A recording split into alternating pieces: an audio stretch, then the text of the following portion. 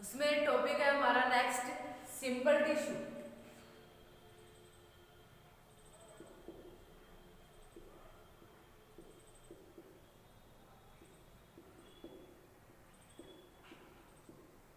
Tissue किसे कहेंगे? कोशिकाओं का समूह जो कि एक कार्य करता है वह टिश्यू कहलाता है।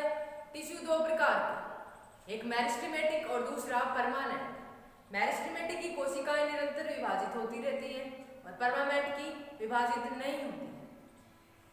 परमानेंट टिश्यू तीन प्रकार का होता है, simple, complex and special tissue. First number की हम बात करें कि सिंपल टिश्यू,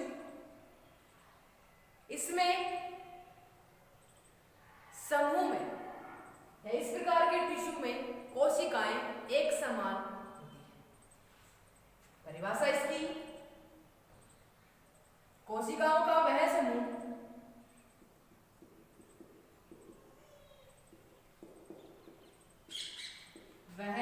जिसमें सभी कोशिकाएं एक समान प्रकार की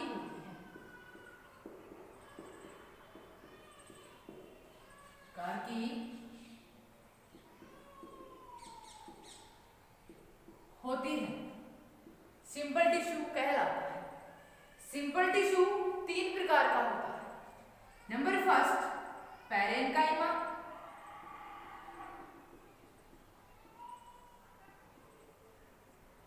नंबर दूसरा, collenchyma.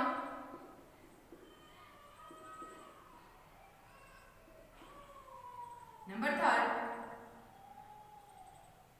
Sclerenchyma.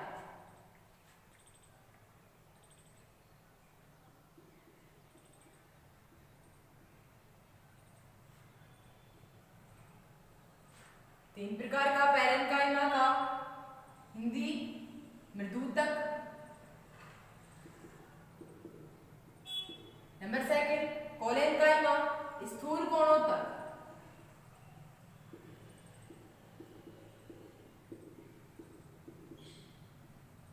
Number third, sclerenchyma दृढ़ोत्तक।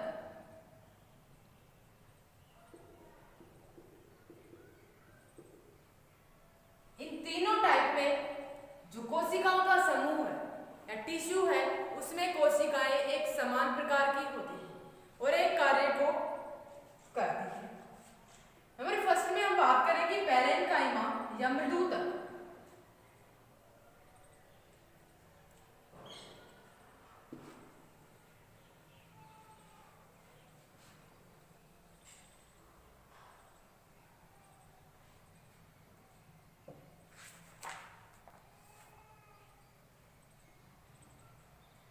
Tissue बना होता है कोशिकाओं का।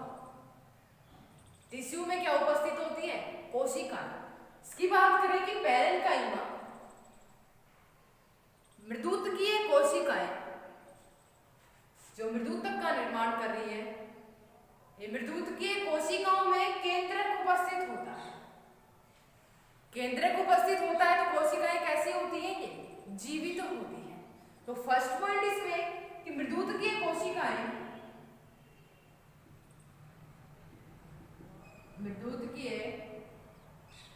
कोशिकाओं में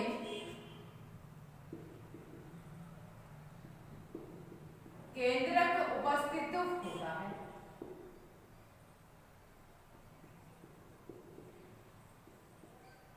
या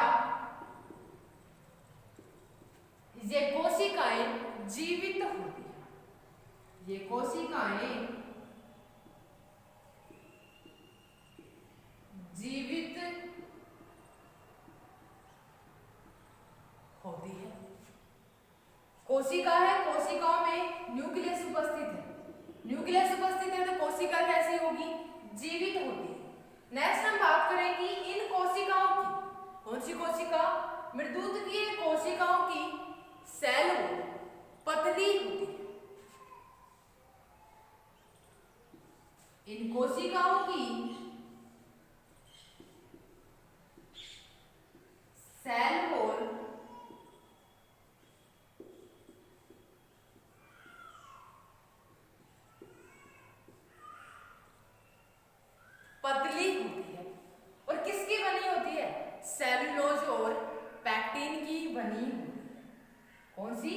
सेल पतली होती है और किसकी बनी होती है? सेलुलोज और पैक्टिन की बनी होती है। नंबर नेक्स्ट हम बात करें इसमें कि मृदुतकीय कोशिकाएं हैं, इनका आकार गोलाकार या अंडाकार हो सकता है। इन कोशिकाओं का आकार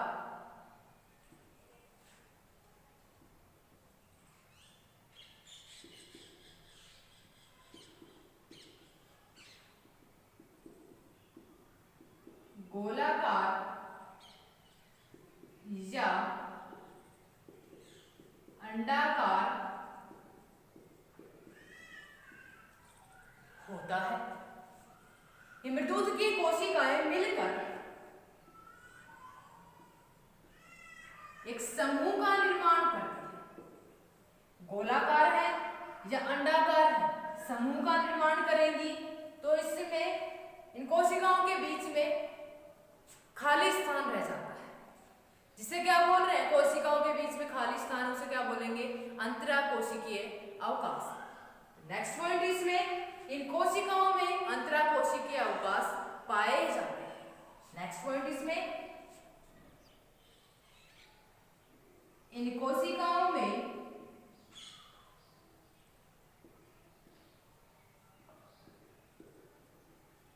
अंतराकोशिकीय अवकाश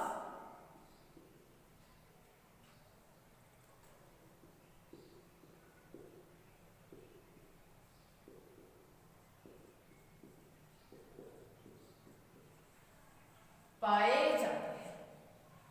फर्स्ट में कि इन मृदुतकीय कोशिकाओं में केंद्रक उपस्थित होता है। एक कोशिकाएं कैसी होती हैं? जीवित होती है। नेक्स्ट कि इन कोशिकाओं की कोशिका भित्ति सेल वॉल कैसी होती है? पतली होती है। नेक्स्ट इन कोशिकाओं का आकार गोलाकार या अंडाकार होता है। नेक्स्ट इन कोशिकाओं में अंतराकोशिकीय अवकाश पाए जाते हैं। इससे भी नेक्स्ट इन कोशिकाओं में गैस रिक्तिकाएं पाई जाती हैं। इनमें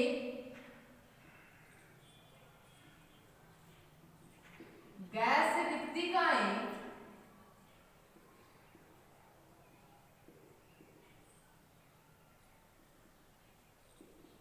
पाई जाती हैं। गैस रिक्तिकाएं पाई जाती है।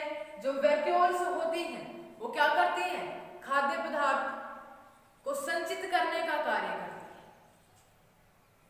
खाद्य पदार्थ स्टार्च के रूप में, वसा के रूप में, कार्बोहाइड्रेट के रूप में होता है, उसको क्या करती है? ये स्टोर करके रखते हैं। ये हुए इसके कि वे मृदुतकीय कोशिकाएं होती क्या है। नंबर नेक्स्ट हम इसमें बात करें, ये तो गुण हुए इसके। नेक्स्ट वितरण डिस्ट्रीब्यूशन की पादप में पाई कहां जाती है? इन मृदुतकीय कोशिकाओं का निर्माण किससे हुआ?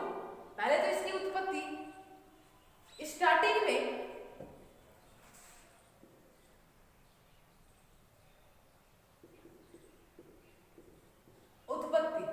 किसकी?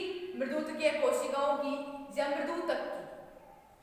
उत्पत्ति की अगर बात करें, बीज अंकुरण के समय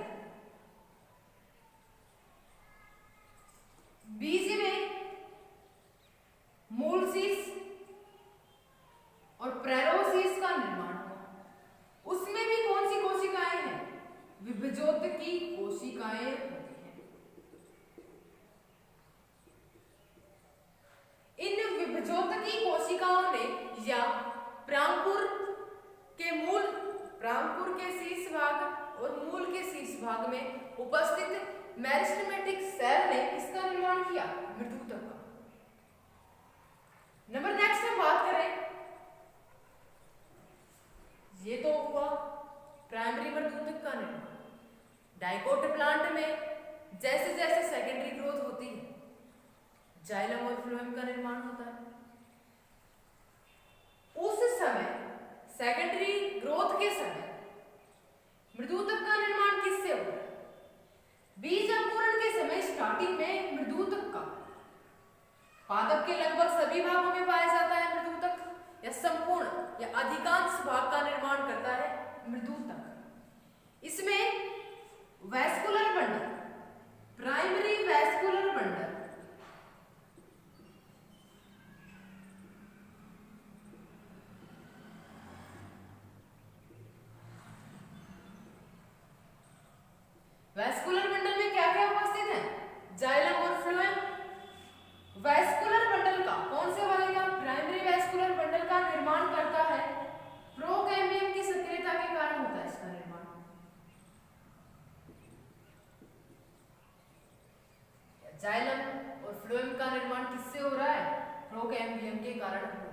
कौन से वाले का?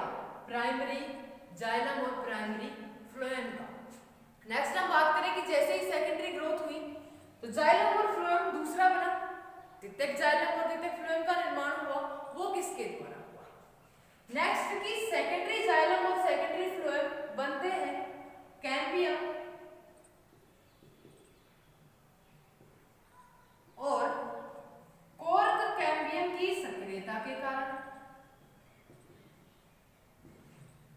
फर्स्ट वाले का निर्माण हुआ किससे? प्रोकैम्बियम से।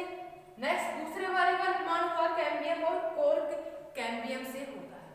तो उत्पत्ति की हम बात करें मृदुतक की कि पादप के शीर्ष भाग से, उसमें भी विभजोत्तकी कोशिकाओं द्वारा किसका निर्माण होता है? मृदुतक का। ये इसके गुण हुए। नेक्स्ट हम बात करें कि वितरण।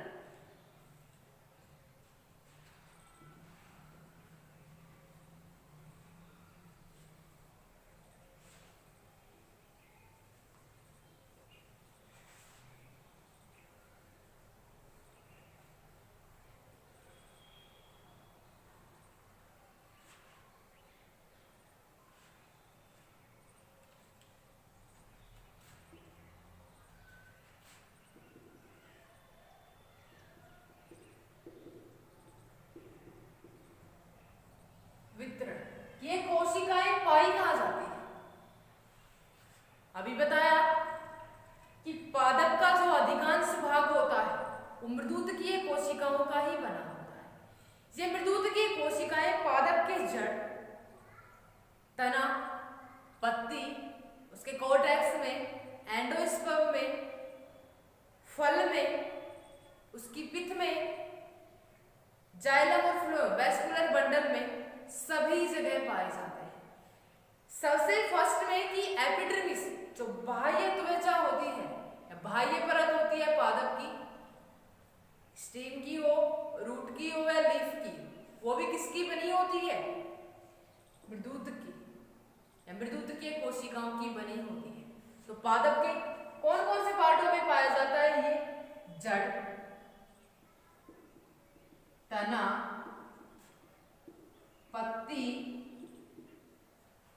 वनकुट, कोर्टेक्स, एपिडर्मिस, नेक्स्ट मज्जा, भ्रूणकोश,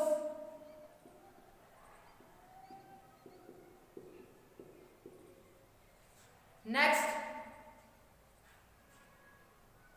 कि जड़ में पाई जा रही है, तने में, पत्ती में, वलकुट में, एपिडर्मिस में, मज्जा, भ्रूणकोश कि लगभग सभी भागों का निर्माण कर रही है। इसके अलावा जाइलम और फ्लोएम में उपस्थित होती है। जाइलम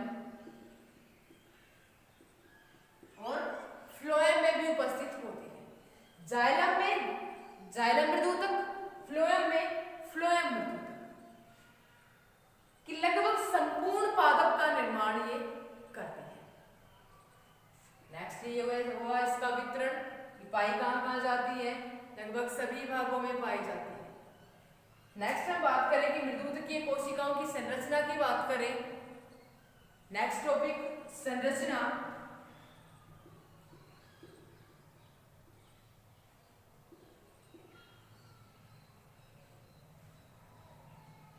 स्टार्टिंग में बताया कि मृदुतक में जो कोशिकाएं होती हैं, मृदुतकीय कोशिकाएं एक समान आकार की या एक समान व्यास की होती है। कोशिकाओं का आकार एक समान होता है, उसमें भी कोशिकाओं का आकार कैसा होता है? गोलाकार, अंडाकार या ताराकार भी हो सकता है कभी कभी।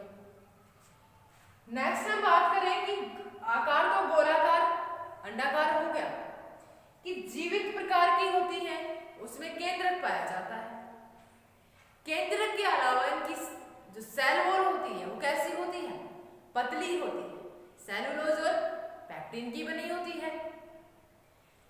नेक्स्ट इसमें कि कोशिकाओं में अंतराकोशिकीय अवकाश पाए जाते हैं।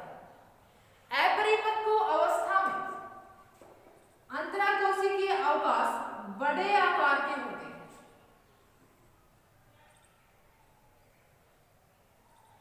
ये बड़े आकार के अंतराकोशिकीय अवकाश है। जैसे जैसे कोशिकाएं परिपक्व होंगी, परिपक्व मृदुतकीय कोशिकाओं में अंतराकोशिकीय अवकाश कम होता है। स्टार्टिंग में जब बनी तब अंतराकोशिकीय अवकाश ज्यादा था।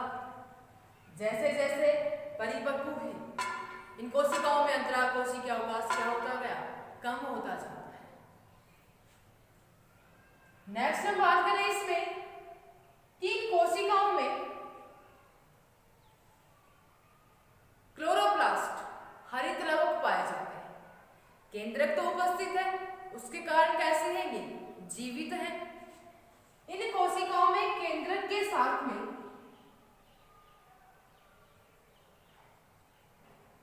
क्लोरोप्लास्ट भी उपस्थित होता है।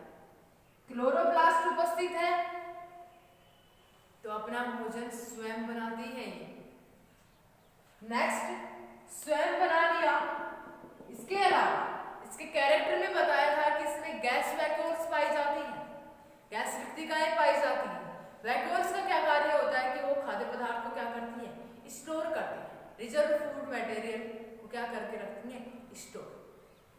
क्योंकि ये इन कोशिकाओं में खाद्य पदार्थ संचित होता है, कार्बोहाइड्रेट, स्टार्च, वसा के रूप में। तो ये हुई इसकी संरचना कि कोशिकाओं का आकार एक समान प्रकार का होता है, एक व्यास की होती है। इनका आकार गोलाकार, अंडाकार हो सकता है। जीवित होती है, केंद्रक उपस्थित होता है। नेक्स्ट जो सेल वॉल है इसकी, वो कैसी होती है, पतली। किसकी बनी होती है, सेलुलोज और पैक्टिन की बनी होती है। इन कोशिकाओं में अपरिपक्व अवस्था में अंतराकोशिकीय अवकाश बड़े आकार के पाए जाते हैं। जैसे जैसे कोशिकाएं परिपक्व होती हैं, अंतराकोशिकीय अवकाश कम होते जाते हैं, छोटे आकार के हो जाते हैं। इन कोशिकाओं में हरित लवक पाए जाते हैं, इसलिए बोलते हैं हरित मृदुतक। भोजन स्वयं बनाती है प्रकाश संश्लेषण की क्रिया के द्वारा। नेक्स्ट किसमें गैस वैक्यूल्स पाई जाती है, जो कि खाद्य पदार्थ को क्या करती है, संचित करने का कार्य करती है। तो ये हुई सिंपल टिश्यू का फर्स्ट टाइप, पैरेन्काइमा, मृदुतक। मृदुतक में की संरचना और जो कैरेक्टर बताए सेम है, उसको एक जगह ही नहीं करना है, अलग अलग की मृदुतकीय कोशिकाएं जीवित प्रकार की होती हैं। आकार कैसा होता है, पाई कहाँ जाती है। नेक्स्ट की उत्पत्ति कहाँ से हुई इसकी, कि निर्माण कहाँ से हुआ मृदुतकीय कोशिकाओं का, शीर्ष भाग से हुआ या विभजोतकी ऊतक से होता है। विभजोतकी ऊतक से मृदुतक का निर्माण हो गया। प्राइमरी मृदुतक वैस्कुलर मंडल के निर्माण के समय में जाइलम और फ्लोएम बनते हैं। प्राइमरी जाइलम और फ्लोएम में मृदुतक है, मृदुतक उपस्थित होता है। वो तो बनता है प्रोकैम्बियम की सक्रियता के कारण। जैसे डाइकोट प्लांट या बहुवर्षीय पादप होते हैं, उनमें सेकेंडरी ग्रोथ होती है।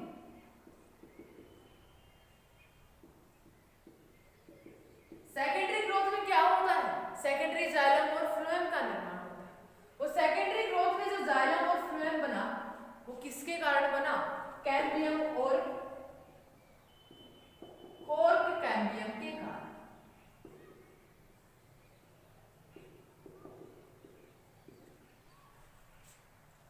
नेक्स्ट, इसका वितरण पादप का लगभग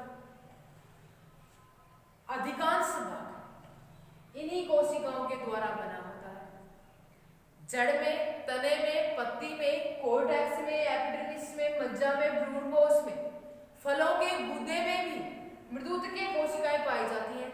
नेक्स्ट की जाइलम और फ्लोएम में भी उपस्थित होती है। बाद में इसकी संरचना आती है। संरचना कैसी होती है, तो ये हुई पैरेन्काइमेटस सेल का ओरिजिन, डिस्ट्रीब्यूशन और उसकी स्ट्रक्चर।